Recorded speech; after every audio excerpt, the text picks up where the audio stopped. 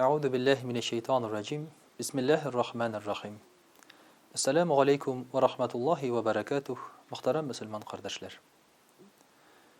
Bilgenimizce adam balası izgi amellerde, naçar amellerde, günahlı amellerde kıla. Kay vakitte şuşu kılgan amellerge qarayбыз da каян килә икән буларның башы дибез. Чөнки бит бу тормышта бер вакытта да кеше булай гына ниндидер гынах кылмый. Я булмаса, изгелек кылмый булай гына. Изгелек кылганда аның башында ниндидер бер ният тора. Мәсәлән, кемгәдер ярау, я булмаса, үзеңгә ниндидер файда өмет итү. Гынах кылганда ниндидер рәхәтлек эзләү, ләззәт эзләү, үзеңнең күңелеңдә булган ниндидер бер теләкләреңне канәгатьләндерү тора. Менә шуның эчендә һәрбер нәрсәнең дә әйткәнебезчә бар башы. Безнең җәмгыятьтә дә кызганычка каршы гынахларның бөтен төрен күрергә була. Мәсәлән, кеше үтерүдән алып, сүгенүгә, гайбәт сөйләүгә кадәр, я булмаса анда кичкенә генә башка бер урамда тикерүгә кадәр дип әйтик инде, бөтен гынахларын да күрергә мөмкин. Моңа керә ришвәт тә, моңа керә кешенең малын урлау да, алдау да, үлчәүләрдә алдалау да, бөтенесе дә моның эченә кергән шушы гынахларга. Инде хәзер әгәр дә карасак, шушы гынахларның нигезендә нәрсә ята икән соң дисәк, шушы гынахларның нигезендә ята нәфес. Кешенең нәфесе. Кешенең нәфесе ләззәткә, рәхәткә омтылучан. Ә менә шушы рәхәтлекне, ләззәтлекне татыр өчен, һәм син генә татыр өчен безгә бирелгән тагын бер начар сыйфат, ул да булса тәкәбберлек. Сез әйтерсез, кеше үтерүнең, я булмаса урамда тикерүнең, гайбәт сөйләүнең тәкәбберлеккә нинди катнашы бар дип. Ә бик гади. Мәсәлән, әгәр дә сиңа берәр кеше ошамаса, бу кеше ни сәбәпле сиңа ошамый? Син аны үзеңнән түбәнрәк күрәсең. Менә шуңа күрә ошамый ул сиңа. Ул синнән акыллырак булган икән үзе. Ә син әйтәсең, бу кеше миннән акыллырак булырга лаеклы түгел дисең. Я булмаса, бу кеше сиңа ниндидер начарлык китергән. Ә син әйтәсең, бу кеше миңа начарлык китерергә хаклы түгел дисең. Ягъни килгән начарлыкны кешедән кабул итә алмыйсың. Сәбәбе нәрсә? Тәкәбберлек. Димәк, мин моннан өстенрәк булырга тиеш. Мин моңа лаек түгел. Һәм син шушы кешене юк итәсең, сиңа ошамаган кешене. Гайбәт сөйләү, аның да нигезендә барыбер тәкәбберлек ята. Ике кеше утыра да өченче кешене сөйли башлый. Монда сәбәп нәрсәдә?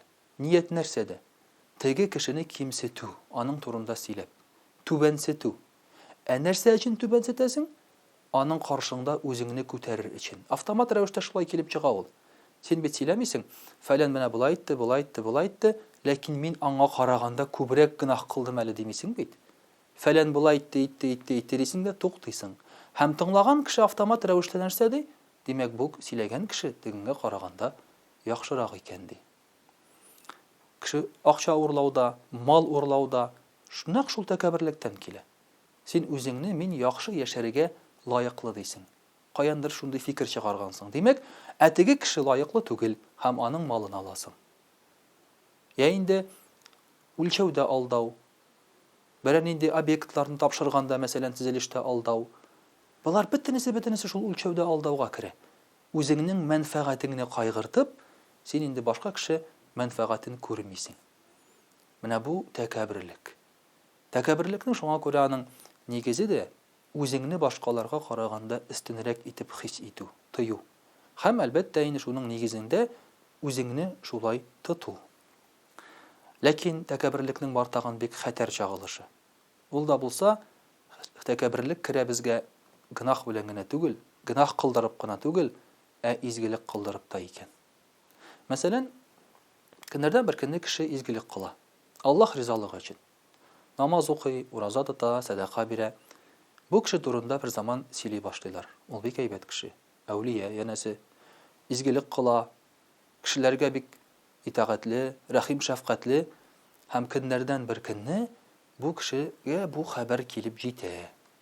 Һәм ул нишли? Әйе шул, мин шундый шул, кара әле, мин яхшы икән бит дип уйлап кую белән, аның бөтен саваплары да бетә һәм шул ишектән тәкәбберлек килеп керә. Бу тәкәбберлек белән шайтан зыян күрде гыйбадәт аркылы. Шайтан намаз укыды, ураза тотты, гыйбадәт кылды, җир йөзендә аның сәҗдә кылмаган урыны юк иде. Һәм шушы гыйбадәт кыла-кыла аның дәрәҗәсе күтәрелде, фәрештәләргә остаз булды, җәннәт ачкычлары аның кулына бирелде. Хәтта фәрештәләр шайтан янына килеп, безгә дуга кыл әле дип сорыйлар иде. Шайтан аларга дуга кыла иде. Аларга дуга кыла иде, үзен шушы алар исәбенә кертмичә, чөнки мин бит инде алардан яхшырак дип уйлый иде ул. Һәм Аллаһы Тәгалә барлыкка китерде Адәмне. Шушы Адәмгә баш иегез дигәч, фәрештәләр баш иделәр. Ләкин шайтан баш имәде. Бер караганда, тышкы яктан караганда, Алладан башка бер кемгә дә баш иергә теләмәде шайтан дип уйларга мөмкин кемдер. Шуңа күрә баш имәгән ул дип.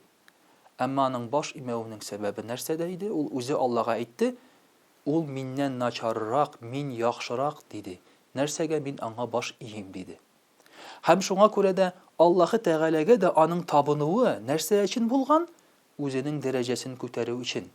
Аллаһы Тәгаләнең ризалыгын алыр өчен түгел. Я булмаса, аның рәхим шәфкатенә, рәхмәтенә ирешер өчен түгел. Бары тик үзенең дәрәҗәсен күтәрер өчен.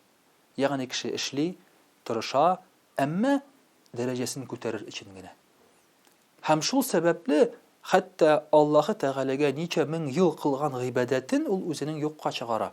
Димәк, ничә мең ел буена ул эшләгән икән үзенең мәнфәгатенә. Кемгәдер ярарга дип түгел, я булмаса анда кемнеңдер күңелен күрергә дип түгел. Ичкерсез түгел. Менә шуның белән шайтан зыян күрде. Хәзерге вакытта да кайбер мөселманнар моның белән авырырга мөмкиннәр. Гынах кылган кеше генә түгел, мөселман кешесе дә намаз укый торып, ниндидер бер, мәсәлән, гынах кылмыйча, дөрес тормыш белән яшәп, ул үзен инде канатлар үскән кебек тыярга мөмкин. Һәм кешеләрдән үзен истин итеп тыярга мөмкин. Һәм кешеләр белән үзен шулай тота башларга мөмкин.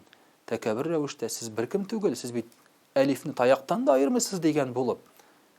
Менә шуның эчендә тәкәбберлек ул калган бөтен гынахларга караганда да авыррак гынах. Чөнки бер гынахны ташласаң, аны ташларга мөмкин. Аныңа кире кайтмаска мөмкин. Әмма тәкәбберлекнең бер ишеген япсаң, ул икенче ишеккә шакый. Шуңа күрә күңелеңдә әз генә тәкәбберлек тыю белән, сизү белән син моны тотырга, аның белән көрәшергә тиеш. Хәтта кешегә киңәш биргәндә дә, иреткәндә дә, мәсәлән, мин бу кешене иретәм дип иретсәң, тәкәбберлек. Әмма бу кешегә яхшылык теләп, туктале, эшләгән эшеннән зыян килмәсен, файдасы булсын дип, киңәш булсын дип, икәүдән икәү генә әйтсәң, шул вакытта тәкәбберсез киңәш була. Шуңа күрә бит без мөселманнарның әйткән киңәшләренең дә кай вакытта файдасы юк. Чөнки ул киңәш түгел, тәкәбберлек белән истән иретүгә кайтып кала. Аллаһы Тәгалә, мөхтәрәм кардәшләр, Пәйгамбәрбез саллаллаһу алейһи ва сәлләмнең өммәтенә, мөселманнарга, халкыбызга күркәм халыклар бирә күрсен. Шушы начар сыйфаттан Аллаһ Тәгалә безне сакласын һәм әлбәттә инде шуннан арыну белән үзебез үк тормышта ни дәрәҗәдә дәрәҗәбез артканын сизәчәкбез. Вассаламу алейкум ва рахматуллаһи ва баракатуһ.